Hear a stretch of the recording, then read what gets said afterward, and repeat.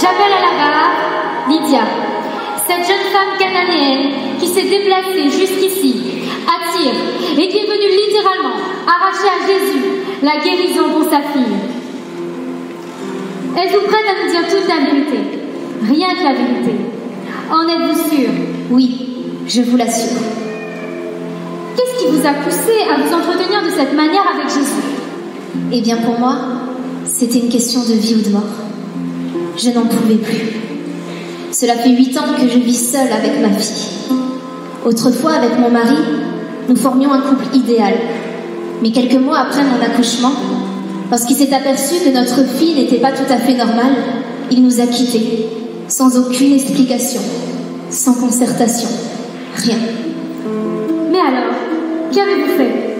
Je suis restée seule, avec mon fardeau, avec ma fille que j'aime bien sûr, mais j'en pouvais plus.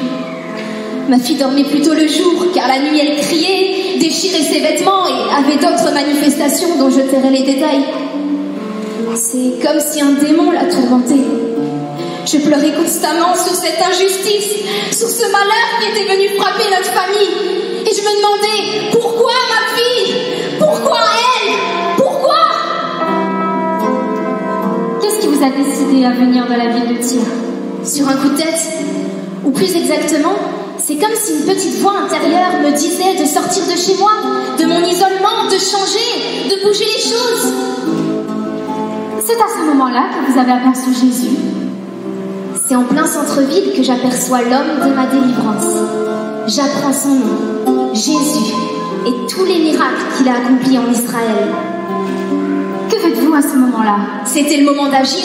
Immédiatement, je crie son nom de toutes mes forces et sans m'arrêter, si bien que ses disciples commençaient passablement à s'énerver. Mais j'écoutais pas, je continuais, je criais « Jésus! Jésus! Jésus !» Alors Jésus s'est retourné, mais il m'a dit qu'il ne pouvait rien faire pour moi, que les miracles, les guérisons étaient réservés exclusivement qu'au peuple juif. Avez-vous donc abandonné? Certainement pas. Je suis quelqu'un de déterminé à être exaucé. Alors je réponds du tac au tac que les petits chiens ne peuvent peut-être pas manger le pain de leur maître et qu'ils peuvent se contenter de quelques miettes tombées par terre. Juste une petite miette de compassion. Que s'est-il passé ensuite? J'ai dû émouvoir Jésus puisqu'il me répondit qu'il en soit fait selon ta volonté. Et ma volonté était forte, très forte. Comment avez-vous retrouvé votre fille?